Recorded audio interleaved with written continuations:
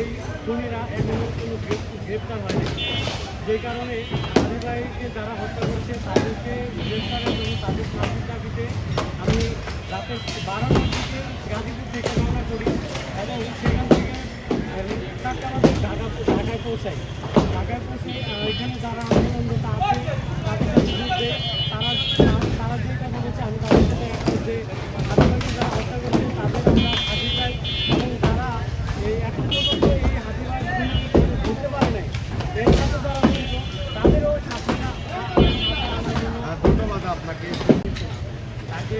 গুলি করে মারা হয়েছে এবং এখন পর্যন্ত সেই খুনিরা এখনও কোনো গ্রেপ্তার হয়নি, যে কারণে হাদি ভাইকে যারা হত্যা করেছে তাদেরকে গ্রেপ্তারের জন্য তাদের ফাঁসির দাবিতে